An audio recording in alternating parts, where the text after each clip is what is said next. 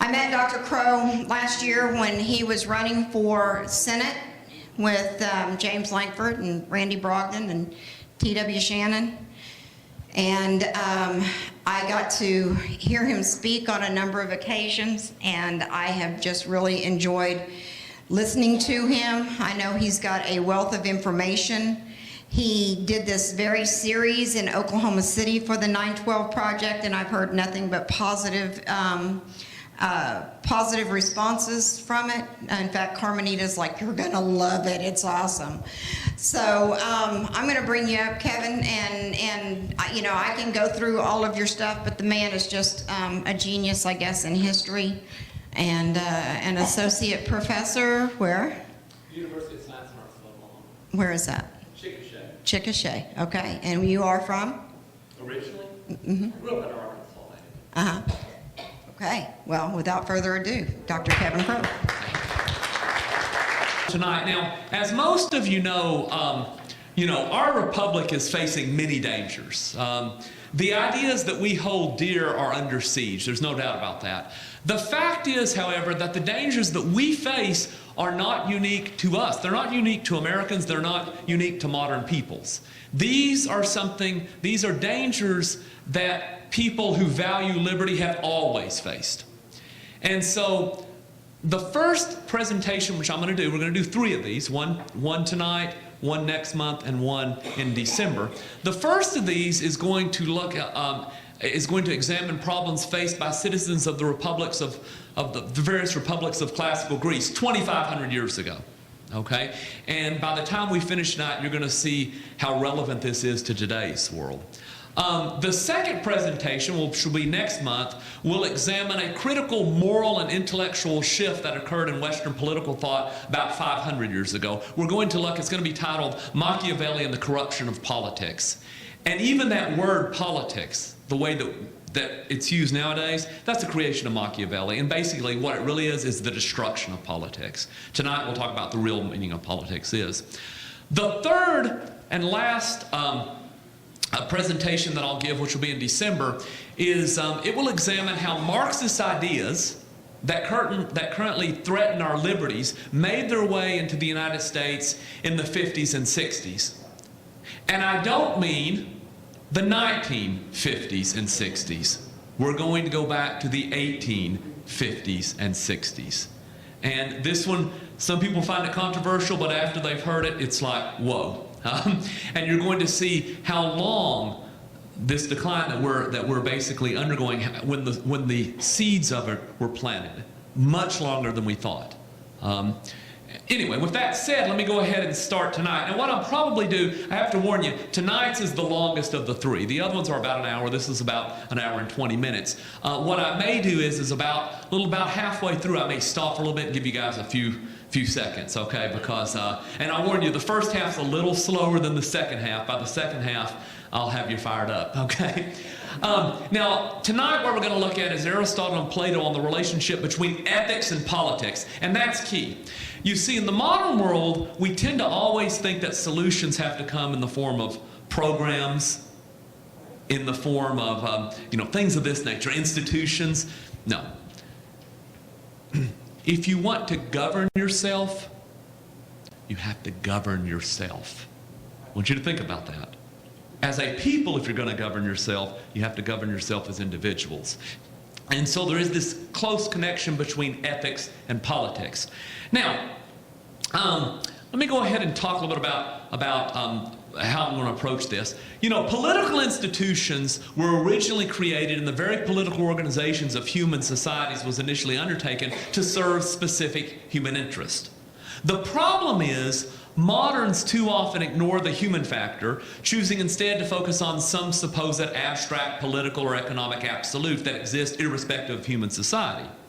For example, modern economic and political theorists of all shades speak boldly in terms of economic laws, metaphysical absolutes that pre-exist human society. The truth is, however, that any examination of politics that ignores the relationship between the values and actions of individuals and the well-being of society in general in favor of abstract absolutes and economic laws or other metaphysical absurdities basically denies nature by dehumanizing politics. You can't do that. Now, ancient and medieval political theorists understood the nature and origins of politics. Specifically, they understood the crucial relationship that exists between ethics and politics.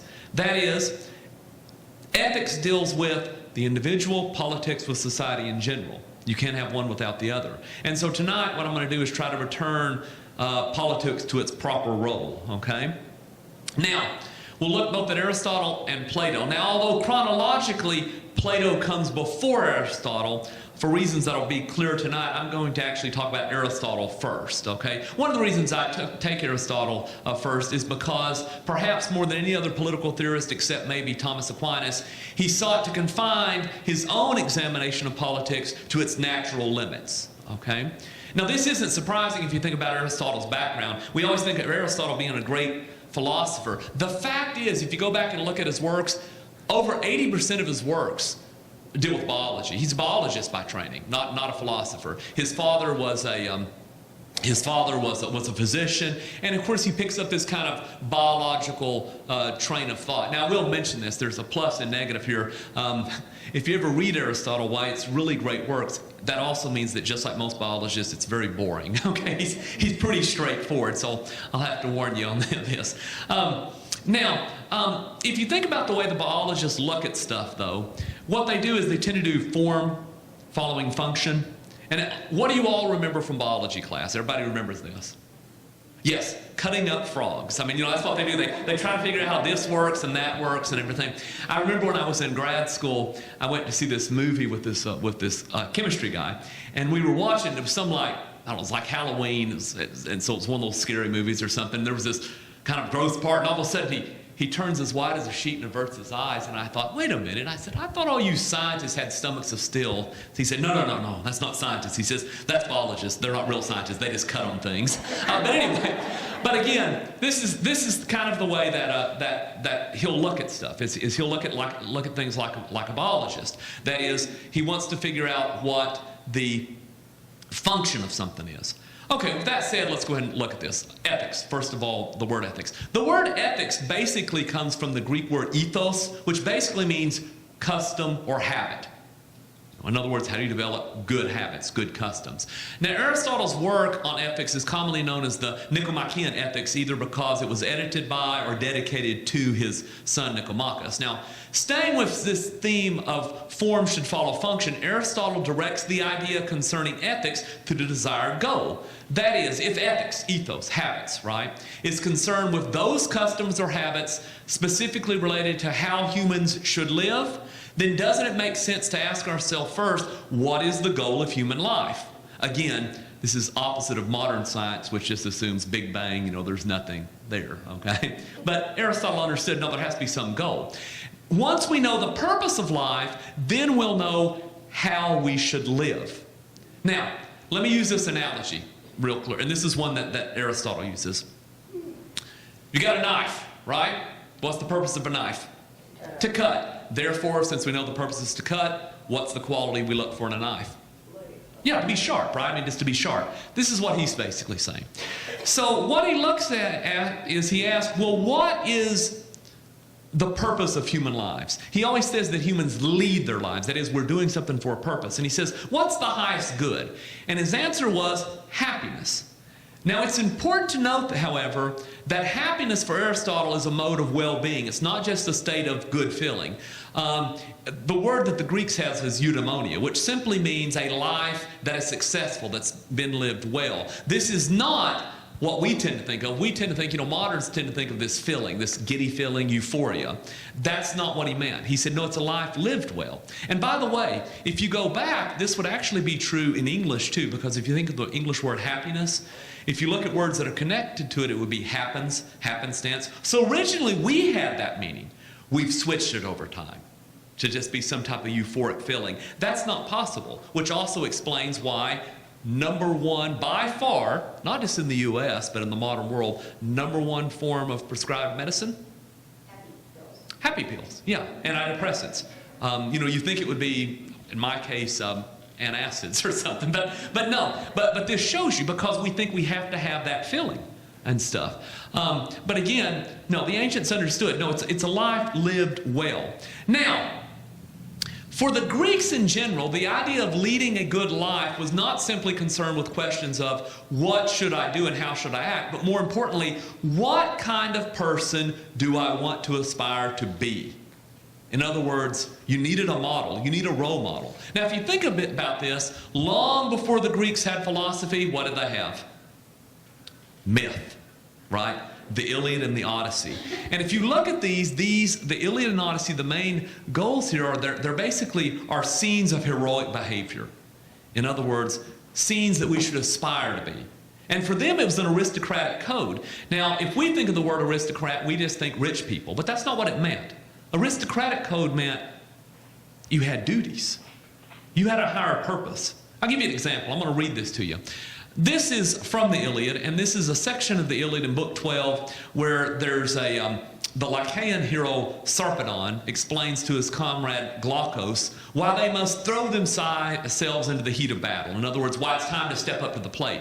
They say this. They say, Glaucus, why is it that you and I are honored before the other peoples in pride of place, with choice meats and filled wine cups in Lycaea, and all the men look on us as if we were immortals? He goes on and on, talks about all the great stuff they have. He says, therefore, because we've received this, he says, it is our duty in the forefront of the Lycaeans to take our stand and bear our part on the blazing battle, so that the men of the close-armored Lycaeans may say to us, indeed, these are no ignoble men who are lords of Lycaea, these kings of ours, who feed upon the fat sheep appointed and drink the exquisite sweet wines, since indeed there is strength and valor in them, since they must fight in the foremost of the Lycaeans. Man, supposing you and I, escaping this battle, would live on forever, ageless and immortal, so neither would I myself go on fighting in the foremost, or would I urge you to fight and win glory. But now he realizes they're about ready to be overwhelmed. They're about ready to be defeated. But he says this. He says, but now seeing that the spirits of death stand close about us, let us go on and win glory for ourselves or yield it to others. In other words, stand up, okay? By the way, this is something we have lost. We've lost this. We think in our purpose of education, the only thing we can think of is training, training, training, not filling people with role models. This was not always true. I want you to think about now the Hollywood elite, how vacuous. This hasn't always been true.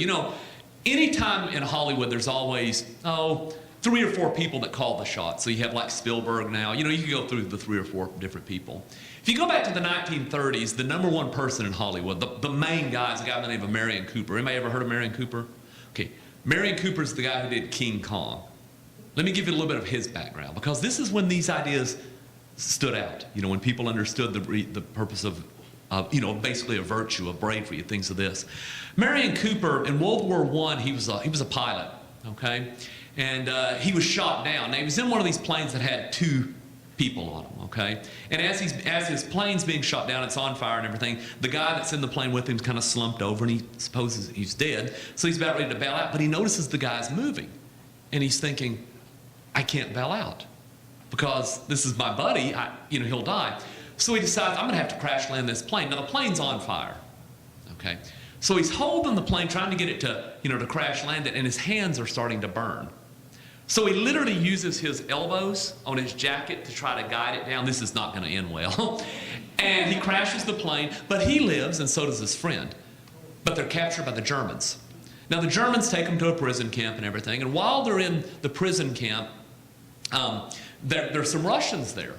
And the Russians are talking about things that are going on in Russia. This is a little bit before the revolution, but nevertheless, here's the stories of what these communists are like, and it terrifies him. Okay, well, after the war is over, he survives the time in the prison camp. People from Hollywood come out, and they want to make him a hero. They want to put him on the Wheaties box, send him around the country, make him this great hero. But he says, no, I can't. Instead of going back, he volunteers to fly in the Polish Air Force, because communism's on the move. And the communists are pushing across Europe. And what happens is the Poles stop the communists in about 1920 in a battle called the Battle of the Vistula. And he participates in that. He's flying a plane and everything. And he's strafing the communist cavalry and all this. Well, he's shot down again. He's a brave guy, he's just not a very good pilot apparently. But anyways, he's shot down again. And when he's shot down, he's captured. Well, the communists are about ready to kill him, but the thing you have to know about communists are they're not very bright. Okay, they always believe their own propaganda. And they look and they see his hands are scarred. Remember the previous crash thing. But they think, oh, he must have been a peasant forced to fly a plane. Okay, they believe their own propaganda. So instead of killing him, they send him to a work camp in Siberia. Well, again, death real slowly. Okay, the thing is, though, there's a movie in the 1930s. You know, there's this movie called the, I've got to think what it's called, The Four Feathers. And there's one made in the 1970s. There's one made, I think, in the 1990s. Well, there was one actually made in the 1930s. He doesn't actually make that movie, but he knows the guy who does. And there's a part in that movie where they overpower one of the guards and escape. He based that, where they overpower the guards, off of his own experience. Because what he did was he overpowered his guards that were guarding him in Siberia. And then he walks from Siberia back to Europe. Okay? All right. Then he goes and he basically goes to... gets back to the U.S. He makes it big in the movies. Eventually, he makes King Kong. Okay, the biggest movie ever up until that point. Okay, at the height of his career, he could do anything that he wanted. Instead, he starts hearing about these horrible things that are happening in China that the Japanese are doing. He leaves Hollywood at the high point of his career and goes and joins the Flying Tigers. I mean, can you imagine anybody in Hollywood doing this nowadays? Okay. And then eventually, of course, when we get into the war, he wants to go back in the military and serve as a pilot. We say, well, you're a little too old. We can help you make movies. Okay. And he does that. But that's his story. I mean, this shows you once upon a time they understood, yeah, there's something greater than us. By the way, this is an aside, has nothing to do with what we're talking about today. If you ever watched the movie King Kong, you know how he gets killed at the end. They shoot him when he's up on the thing. The two pilots, the two of the pilots that shoot him, one of them is Marion Cooper, and one of the other pilots is the guy that was with him. He said, I made the movie. I'm going to get the SOB at the end. But anyway, but this is the story here. Now, whether we're talking about the poetry of Homer or the philosophy of Aristotle, the focus here, though, is on the development of states of character that will lead to certain actions, that will make us behave as we should. And these states of character are called the virtues, okay? Now, when moderns distinguish vices from virtues, what we tend to do is we tend to put one on one end and one on the other end. Now, that is another thing that probably contributes to a bad way that we look at stuff. This is why we tend to think of things of extreme. And this is why we tend to go to extremes. For example, we say, well, obesity is bad, therefore, we're going to take all the sweet food from the kids in school and make them eat tofu that tastes like cardboard, Miss Obama. Anyways, but this is not the way that he saw this. He says, no, virtue is basically kind of a golden mean. Knowing how to do exactly what you're supposed to do when the time comes. He says, take, for example, courage. The opposite of cowardness is not courage, okay? It's, the very opposite would be foolhardiness. Courage is somewhere in between. In other words, cowardness, if somebody breaks in right now, if they have got a gun, I'm not supposed to go, no, take her, I'm too young to die, okay? On the other hand, I don't go up and I don't say, here, shoot me right in the head, I dare you. No, it would be the correct response would be rush them, knock the gun out of their hand, okay? These guys these extreme sportsmen who boogie board down Mount Everest or whatever, that's not courage. That's insanity, okay? So courage is knowing exactly what to do when the time comes. In other words, being able to step up to the plate. There's other virtues too. For example, we can talk about hard work being a virtue. Whatever the case is, for Aristotle, he said virtues are not natural to us, but they're not unnatural. Instead, he called them a second nature. The way that you get virtues is you practice them. Habits. And remember the word for habits? Ethos, ethics. That's how you do this.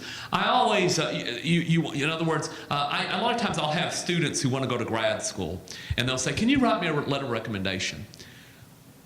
And I'm not mean. I'm actually always try to help my students get in there. But there's one type of student that I'll never write a letter of recommendation. It's not out of meanness. It's out of their own goodness. What's best for them. And that is if I have a lazy student, I never write them a recommendation. Even if they're a genius, I never write them.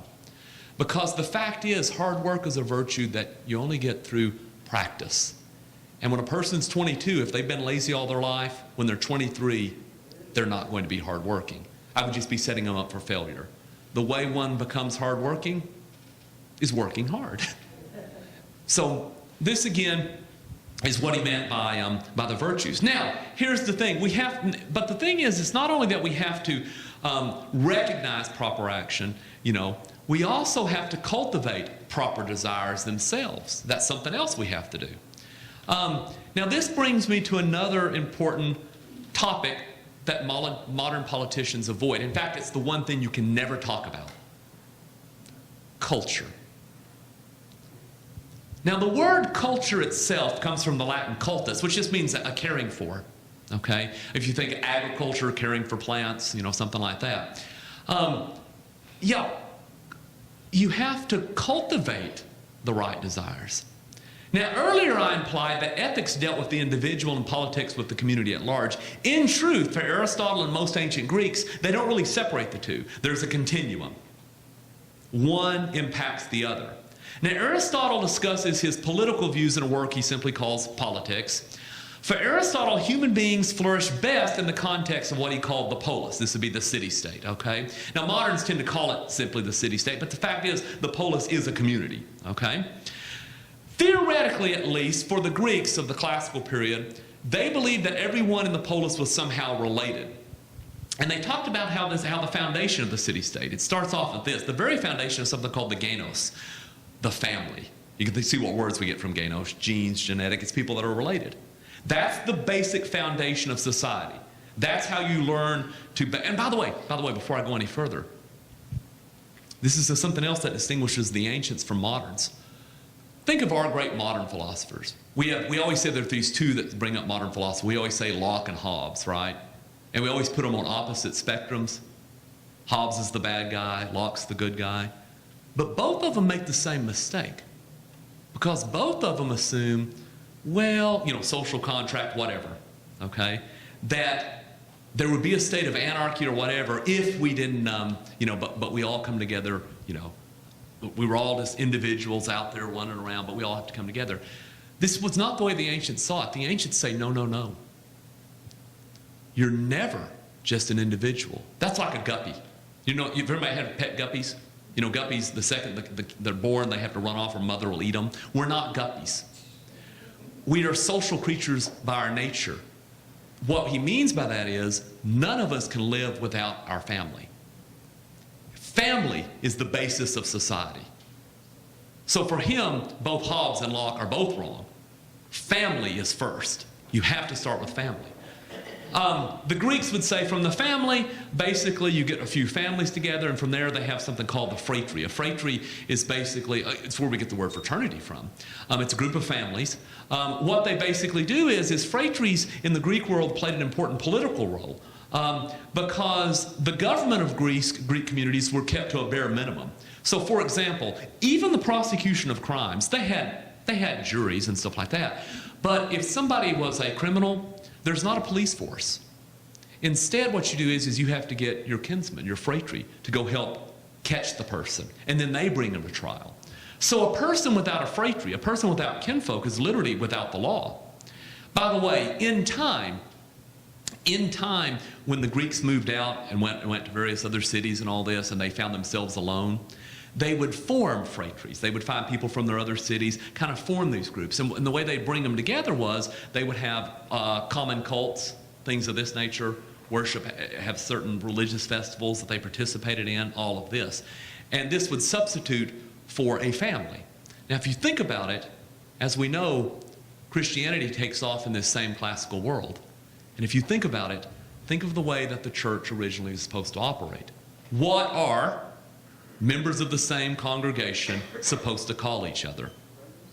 Brothers and sisters. So if one thinks that family and churches have nothing to do with politics, you're wrong. It has everything to do with politics. That's the basis. In fact, without those two, there is no politics in the real sense. Okay. Now, I'm not looking at this and I keep forgetting Sorry, I should look at these things, okay, every once in a while. But now, that's basically, and again, this is our nature. Our nature is to basically work in these groups. Life is meant to be lived in concentric circles, family, neighborhood, and then ultimately for him it was the city. This is what they thought. Okay, that's where you cultivate. Like I said, this is the origin of, like I said, the word culture. We're here to kind of cultivate our citizenships and stuff. Now, Aristotle's politics concerns itself though with various issues. For example, it examines the nature of citizenship. For them, they define citizenship as being someone who has the power to affect the polis, to affect his society. Now think about that, how that's different from the way we think of politics. We think of citizenship in terms of rights or entitlements, right? That we depend on the state to protect us. If you depend on somebody, what are you? You're a slave. You see, this is the problem. This is what happens to people who can't govern themselves. They become slaves. For the Greeks, that's what distinguished them. They thought, no, we have a power to impact our lives, and that's key. Now, Aristotle basically, what he does is he looks at various types of constitutions, various types of governments, okay? And he basically outlines the governments based on two criteria. First of all, who's ruling? But more importantly, since it affects the question of whether it's good or bad form of government, is governing done for the sake of the governed or for the sake of those governing? So for example, this again is different than the modern world, and this is something I'll talk about next month, how this came about, how we changed the way we look at politics. But for him, I don't have to use this yet, I'll use this later. But for him, there were basically 6 forms of government. This is the way the Greeks thought this. There's monarchy, there's an aristocracy, and there's a polity, okay? The difference between those, monarchy, one guy, aristocracy, a few, polity, many. But there were 3 other forms of government too. And the other 3 were tyranny, oligarchy, democracy. Now what's the difference between this? A monarchy, one guy's in charge, but who's he interested in governing for? Well, actually, the society in general. A tyranny's one guy in charge, but he's only interested in himself. An aristocracy, rule of the best, it's a few people, but they're interested in making sure that the society's functioning. Again, that same thing we talked about culture. Making sure virtues are being encouraged, things of this nature. An oligarchy's a few people in charge, but they're only interested in what they can get. A polity, many people are in charge, but the concern is what is best. How are we bringing up our children? Are we teaching them right from wrong? And then there's the worst form of government, democracy, which is many, but it's every single person is out for what that person can get. No attachment to anybody else. And these were the 6 forms of government they had. If you think about it, and this is something again that I'll talk about more next month, we don't make these distinctions. We only base government on how many people participate. And we assume bad government is when one person makes a decision. Good government is when many do. You think, well, isn't that true? We never ask to what end. Because if simple majority rules is best, if that really clears up what's the difference between right and wrong, if you truly believe that, you must also believe that little Tutsi children getting chopped to pieces by machetes in the 1990s Rwanda was a just act, because the majority was for it. There has to be something higher. There has to be something higher. Again, that goes back to the reason that I want to put the Declaration of Independence up on the Capitol. There has to be some acknowledged higher power. Okay, or higher purpose at least. Okay, that's the first part. I could take a break right now. You want to keep going? Let's keep going. Okay, let's see. I'm actually moving faster than I thought, so this isn't too bad. Now that's Aristotle. Let's go to Plato for a second. What's Plato going to do? And this is something that Aristotle and Plato both looked at. Aristotle and Plato, though, what really disturbed them was they tended to notice that good form of governments over time give way to bad forms. And they couldn't figure this out. Why is that? And it really disturbed them. Now, Aristotle talks about this, but the person who does a better job of talking about this is Plato. So that's why I'm going to go ahead and move to Plato. That's why I did Plato second. The book that Plato writes, his ideas concerning politics is known as The Republic. Now, I need to talk a little bit about Plato and the way he writes before we talk about the Republic, because the Republic can be misread, and I would dare say that most people then and most people now do misread it. Okay? Here's the thing. If you're ever familiar with Plato's writings, they're not as dry as Aristotle's, but they are very confusing because the way he writes in dialogue. There's always people talking to each other. The main person is always Socrates, and then there's people that come up to Socrates, and then they have a conversation about something, and then they go off on tangents, kind of like professors. Okay? They'll always have some question about, like, what is something? And they try to figure out a definition of it. Well, actually, his book, The Republic, a lot of people, a lot of moderns will say, well, he has a blueprint for tyranny.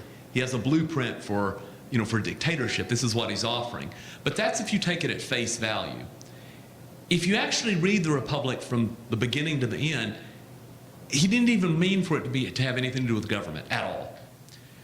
The whole question was justice. And so you have this conversation that goes on. We're only going to look at one book of the Republic, Book 8. But Book 1, they talk about justice, and they're trying to define justice. And then there's a little conversation going on. They say, well, let's talk about what a just person would be. Because if we can think of what a just person could be, then we could see what justice is. And they say, yeah, okay, we'll kind of do that. Well, then by the time they get to Book 2, they can't figure out what a just person is. Well, what about like a just city? Because if we had a just city, then we could come up with what a just person would be. So they use these analogies. Well, eventually, and this is why people misread Plato's Republic, he sets up this ideal society where you have this philosopher king who's in charge, and then you have these sentinels who basically watch everything and all that and say, see, he's talking about some fascist dictatorship. He's not. Because again, going back to Book 1, what was his entire purpose? Justice. These are analogies. When he talks about a philosopher king ruling the state, he's not talking about that. He's talking about a just man. What he means is what should a person be ruled by as an individual? Reason. The sentinels, that's virtue. Does that make sense? So you have to remember, he's using an analogy. Okay, now, sorry, don't have to remember any of this for us to get to our point. But like I said, like all great professors, he makes digressions. And so, if you've ever read his dialogues, there's always be like 3 or 4 people talking and somebody gets them off track. Well, somebody does this. And in Book 8, they get to the question is, well, why do good forms of government give way to bad forms? And then he does this whole digression on why good forms of government give way to bad forms. That's the only thing we're going to look at. We're not going to look at all the Republic, just this one little book. And because this is going to have a lot to do with what we face even nowadays. This is going to really hit home. Okay? It's going to show you the problems that affect not only the dangers of the Democrats, but the dangers of the Republicans. You'll see this. So let's talk about what he does here, okay? He starts off basically, he uses a little bit different group. I'll draw this up here real quickly. He starts off, he really doesn't talk much about that, but he starts off with an aristocracy, rule of the best. And he says, eventually, I'm going to go how they go down, and then we'll talk about each one. He says, the problem is this gives way to something called the timocracy, which is rule of honor. Okay, this is rule of reason, this is rule of honor. That eventually gives way into an oligarchy, which is really a plutocracy. It's rule of the rich, rule of money. Then this eventually gives way to democracy, which he will say rule of the mob, okay? And then ultimately he says the end of democracy is always tyranny. And so what we're going to do is we're going to talk about how this takes place. And I think this is going to be very relevant to even what we live in even now. We'll see how society goes this way. Okay, first of all, here's how he talks about this. As we do this, to get from this point to this point, remember what we started off talking about, the relationship between ethics and politics. So goes the individual, so goes society. And he says, to get from this type of society to this type of society, you have to create a new type of individual. This gives way to a new type of individual who creates the democracy. Democracy then gives way to an oligarchic type man. Does this make sense? Now, we don't look at this because, again, in modern politics, and this is where I think conservatives have messed up. By the way, we do need to win elections. I want to stress this. But I think where we really messed up was decades and decades ago, focusing only on winning elections. And we ignored culture. Now, let me give you an example of what we're going to be talking about and how important this is if somebody needs this. And I think I've lived in a very scary time period. I think when I was born, I cannot imagine anybody having a better childhood than me. I have to say this. I'm not one of those that I had this rough childhood and I overcame. No, I was kind of spoiled. My oldest brother's there, he can tell you. But anyway, but again, it was nice. It was a nice world. I really think that I lived in the best. But what has scared me is in the last 20 years, how everything has just gone shoo. And it goes back to this. Let me ask you this.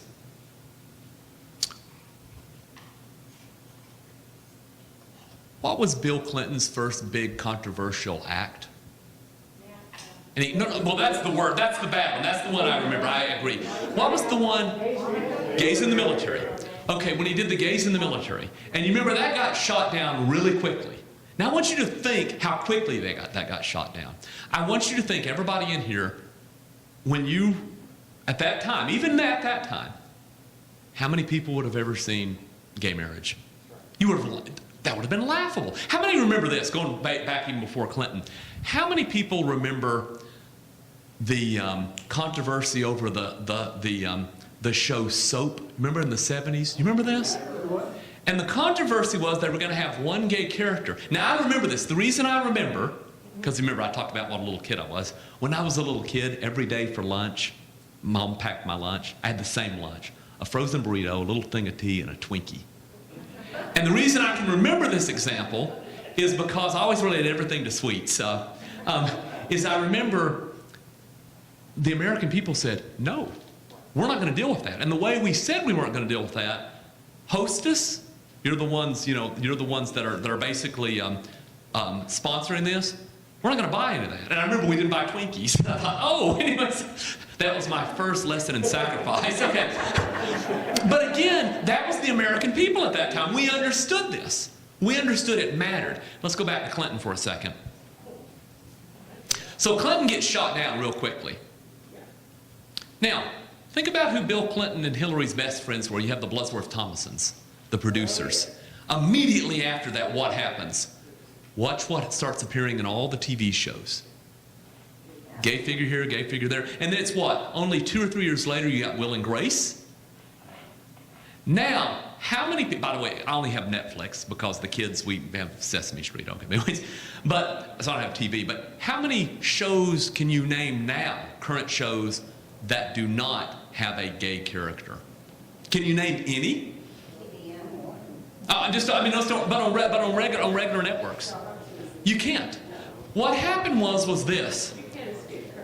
That's it. Even the cartoons. But what we see is you produce a certain type of person. We changed the culture, and once the culture has changed, and you've changed the individuals, and by the way, you really want to get scared? You want to really make you depressed? Start asking your kids and grandkids and see if they think there's much wrong with homosexuality. And it's sad. And we will pay for that. We are paying for that. We will continue to pay for that. You can look at like ISIS and the rise of it right now. I'm not saying ISIS is the good guys, but I am saying this. You guys read like the Old Testament, and you remember what happened to Israel. You know, the Assyrians were not good guys, but they got to win. There's a price. That's it. There's a price. Yeah. Yes. Yeah. Sorry, but. They repented in Jerusalem. Right. The northern kingdom. Right. But the thing is, in other words, and notice, even probably in the northern kingdom, they were probably better than the Assyrians, but it didn't matter. The Assyrians are going to overtake them because they've messed up. Yeah. That's right.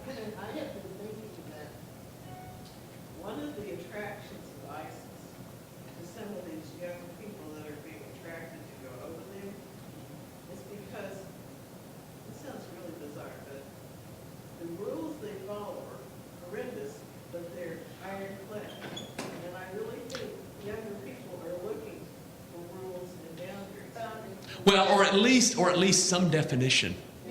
Because we don't do that. And by the way, there is another side to this too, and I'll talk more about this probably in the next, probably more so in the next month.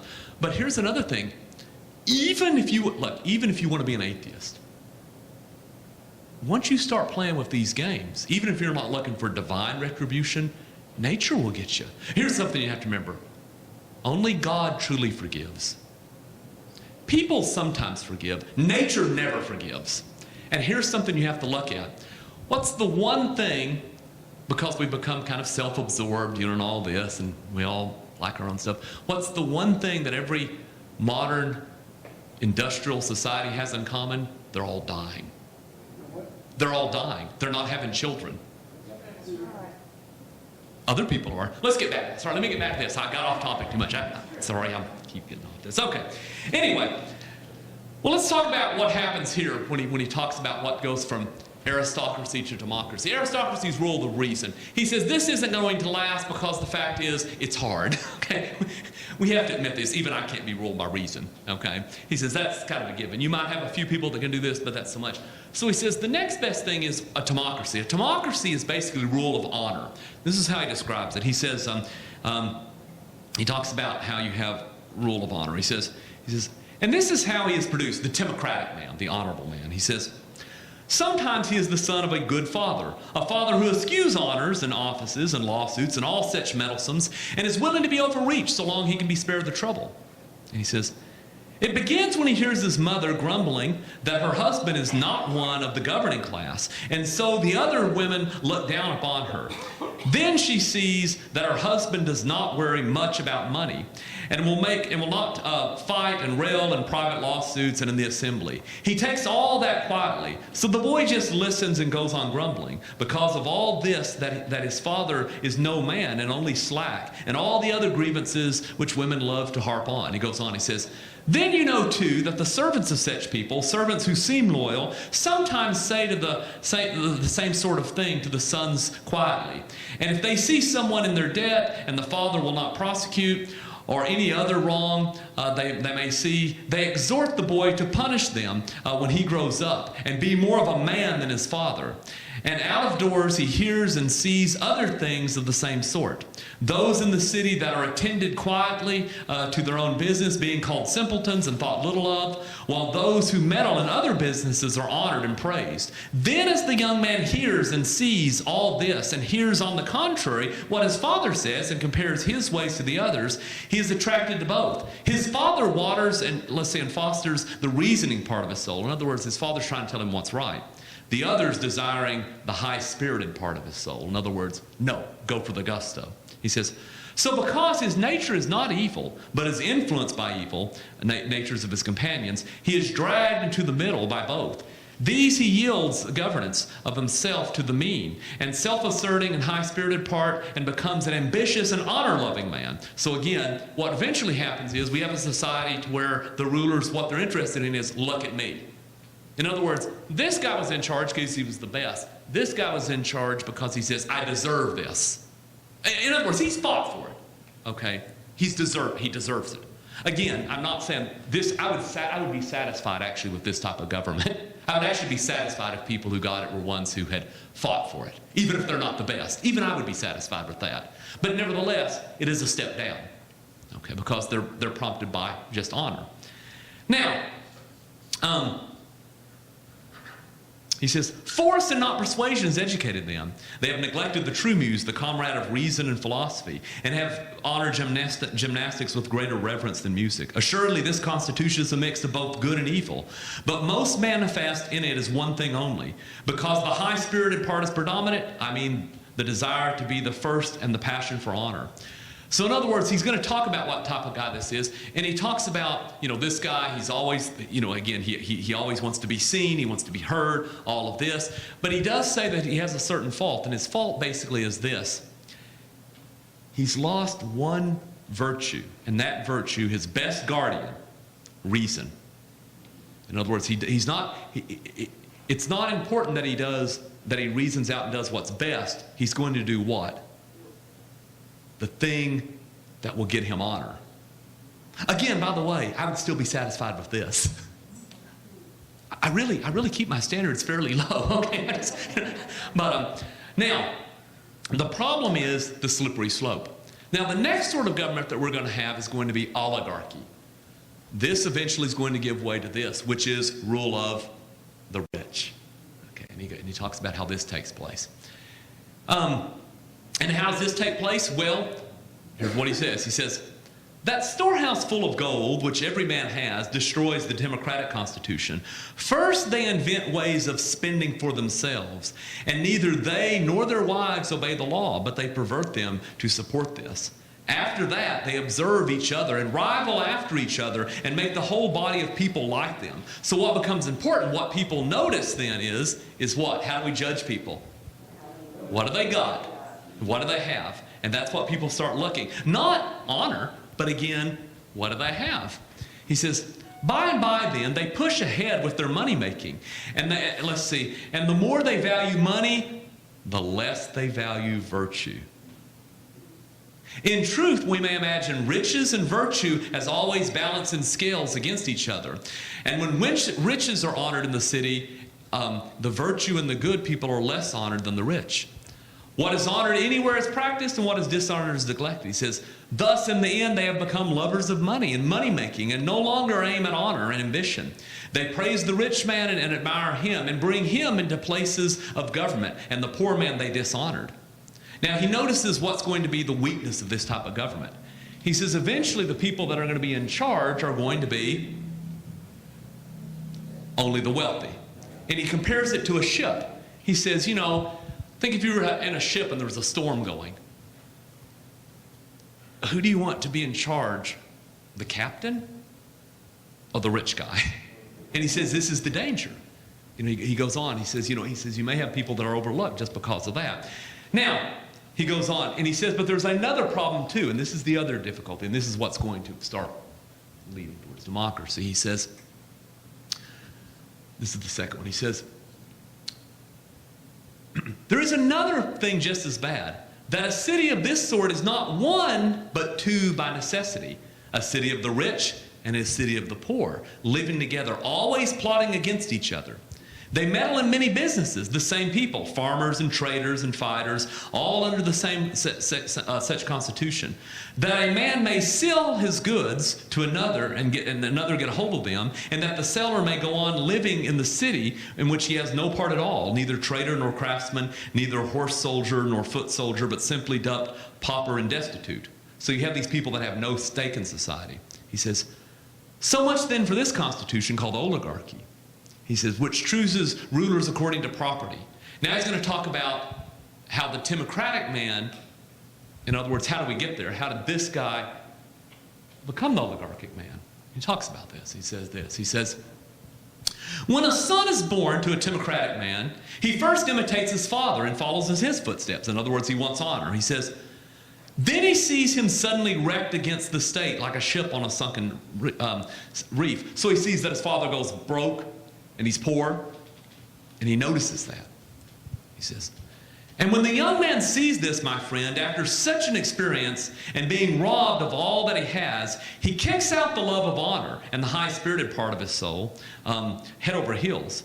He is humbled by poverty and turns greedily to trading, and little by miserly saving and hard work, he collects money. Don't you suppose such a man will set upon the empty throne coveting and greed? In other words, this is what's going to lead him. Coveting and greed. He says, and beneath, I suppose, he will put squatting on the floor like a couple of slaves, reasoning on the right hand and passion on the left. Now, he still has reason, but now notice how he uses it. And to reasoning, he allows no other task than to calculate how less money shall be made into more. And the passion may admire nothing and honor nothing but riches and the rich, and be ambitious for no single thing in the world but getting money and whatever leads to it. I want you to think about our entire education system now. What's the purpose of education, do we say now? Get a job. Your reasoning is only used to calculate how this can be made into more. Not knocking that, if that's part of the equation. But if that's the total equation, what does it do to right or wrong?